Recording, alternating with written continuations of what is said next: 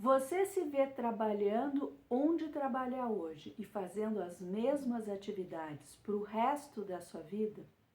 A maioria das pessoas pretende fazer algo diferente ou até fica pensando numa aposentadoria. Mas mesmo que você faça parte daquele grupo seleto que ainda diz que não, que gostaria de continuar fazendo exatamente o que faz hoje, mesmo para você, esse vídeo vai ser muito interessante. Esse é o 18º vídeo do projeto 1859, em que falo de estratégia jurídica para empreendedores e gestores de negócios, sempre a partir de uma pesquisa científica. Todo domingo às 18h59 no YouTube e no Spotify. Eu sou Gisele Blankenstein, advogada, mestre em Direito, doutora em Ciências. Desejo-lhe boas-vindas. E eu escolhi para hoje uma pesquisa que foi publicada em 2020 na Revista de Estudos Avançados da USP. Provavelmente, a pesquisa de campo foi feita na cidade de São Paulo, isso é com certeza que foi na cidade de São Paulo, mas provavelmente ela foi feita antes daquele período em que a demanda por serviços através de aplicativos ficou muito intensa. E ela fala sobre a uberização do trabalho como um trabalho just in time. Se houve uma revolução na fase industrial em que passou-se a produzir de acordo com as características dos clientes, na uberização, o que ela demonstra aqui, e eu já vou dizer porque isso é importante para qualquer profissão e qualquer modelo de negócio, o que ela demonstra aqui, saindo bastante do clichê, é que houve uma visibilidade, os aplicativos deram uma visibilidade para o trabalho periférico. Ou seja, a pessoa tem uma capacidade de trabalho, mas ela depende de uma intermediação para conseguir os clientes. Então, ao invés de ela trabalhar 8 horas por dia e depois ir para casa, ela fica à disposição de algum cliente aparecer. E isso acaba levando a uma jornada maior e uma incerteza maior de remuneração. E o ponto crítico é que este tipo de conduta reativa vem sendo confundido com uma maneira empreendedora de levar a vida. E na minha opinião, ela não chega a aprofundar aqui exatamente quanto a isso, mas na minha opinião, pelo que eu vejo no trato com os clientes, a questão de empreender, ela está ligada muito à ambição de crescer. Ou seja, o ponto em que você está hoje sempre pode ser melhorado. Naturalmente, o empreendedor sempre está procurando novas formas de conseguir uma melhor remuneração, de ampliar as vendas, e é por isso que precisa sempre revisar seus contratos ou até mesmo rever a forma como faz os arranjos negociais e as parcerias. E aqui ela cita o caso da NASA, que a NASA tinha uma equipe de geólogos que fazia todo um mapeamento do céu. E ela descobriu que quando colocou a base que esses geólogos trabalhavam aberta para as pessoas, que muita gente que gostava do assunto, mas que não tinha aquela profissão, que fazia outras coisas, que as pessoas voluntariamente passaram a pesquisar aquele material que era antes restrito à sua equipe e a produzir mais rápido e com a mesma qualidade o resultado que antes ela tinha de uma equipe de geólogos. Então, o meu primeiro convite para você é pensar dessa forma: será que hoje aquilo que eu preciso contratar pessoas para trabalhar para mim, será que tem alguma outra forma de eu organizar esse mesmo serviço que eu preciso. E eu tenho um exemplo que surgiu dias desses para mim, uma empresa que o empresário foi na conversa de todo mundo de que tinha que diminuir custos, então a área comercial da empresa ele escolheu contratar MEI. Só que MEI, né, você não paga os benefícios trabalhistas, mas não tem sentido você contratar MEI se a pessoa vai ficar, de certa forma, subordinada a você, mesmo que você não exija o cumprimento de uma carga horária. Tem que ver muito. Se a pessoa trabalha de segunda a sexta para você, pode caracterizar como uma tentativa de burlar aquela situação ali de funcionário.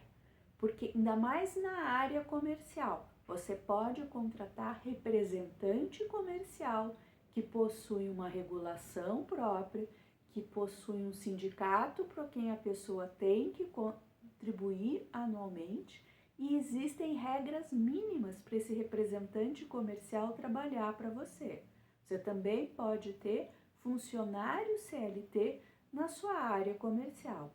Agora, o que essa pessoa MEI faz que um funcionário não faz e que um representante comercial não faz? Fica difícil de sustentar.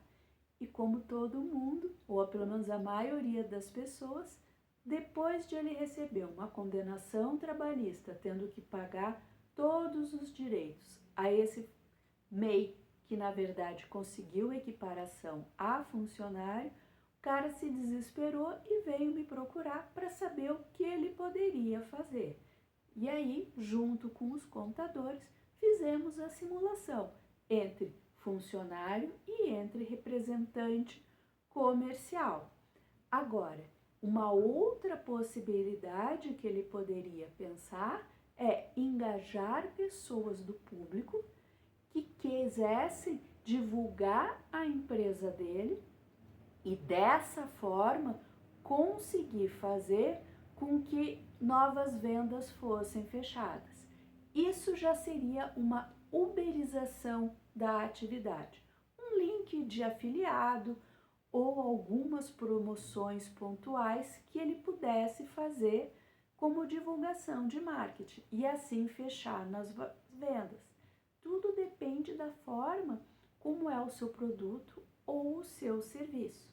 Agora, pensando do lado da pessoa que acaba abrindo um MEI ou acaba aderindo ao aplicativo, aqui quando eu vou falar dessa adesão ao aplicativo, eu vou falar muito mais de vida real do que vida teórica e jurídica, porque se por um lado existem leis garantindo direitos trabalhistas, quando você entra num aplicativo, você está dizendo que se subordina àquelas regras do aplicativo. Existe um algoritmo que distribui o trabalho para você.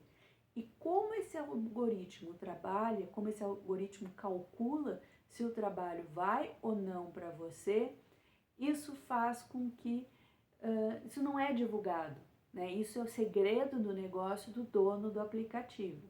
Então, você querer reivindicar algumas questões perante o app, provavelmente a resposta que você vai ter é: não trabalhe mais conosco, siga a sua vida. Então, dependendo do momento de vida em que você está, por exemplo, no início de profissão ou precisando de uma renda extra efetivamente, como extra e não como algo que você vai se acomodar e no decorrer do tempo você vai continuar trabalhando com essa atividade, aí faz muito sentido, porque você ganha experiência e vai aprendendo a lidar com clientes. Agora, a posição reativa de ficar esperando que o aplicativo apite para você trabalhar, isso é muito perigoso, porque você não está se colocando na posição de alguém que empreende, de alguém que gera valor e se responsabiliza pela própria atividade. A qualquer momento, esse intermediário pode mudar as regras ou pode simplesmente resolver fechar as portas e você fica sem aquela expertise mínima que todo empreendedor precisa ter, que é procurar novos clientes, que é se atualizar para saber o que pode oferecer para se diferenciar. Qualquer posicionamento seu. Também vale para quem é funcionário, mas principalmente para quem empreende, para quem se coloca nessa situação de trabalhar com um intermediário que lhe traz clientes. É imprescindível que você esteja sempre investindo no seu conhecimento e repensando a forma como você vende, seja para conseguir um número maior de clientes, seja para aumentar o ticket do seu cliente. Então, eu vou deixar aqui embaixo o link desse artigo. Ele traz uma questão, as discussões mais corriqueiras a respeito, porém, como eu sempre falo de estratégia jurídica, vale aqui o meu lembrete nessa nova perspectiva, para você pensar como você pode rearranjar as relações com as suas parcerias comerciais, com os seus colaboradores, lembrando que se você está com alguma dificuldade, além da estratégia jurídica de trabalhar como advogada, eu utilizo uma outra técnica chamada análise corporal, em que eu consigo, inclusive, te dizer o quanto você tem de ambição para ter esse caráter empreendedor de estar sempre pensando e o quanto você não tem. Ou seja, ou você convive com pessoas altamente competitivas que vão te puxar para a competitividade, ou você sempre vai estar dependendo de um mercado que cresce para crescer um pouquinho. Você vai estar sempre na dependência do que os outros fazem. E isso, quem tem esse tipo de comportamento, é imprescindível para viver com uma melhor qualidade de vida, que vire um empregado ou que tenha uma atividade em que não precise ficar tão incerto no dia a dia. Dá para medir isso a partir do formato do seu corpo e ter essa clareza ajuda muito a programar a vida. Mesmo que você hoje seja uma pessoa satisfeita com o que faz, no médio e longo prazo não se sustenta no empreendedorismo quem tem baixo índice, baixo percentual de ambição.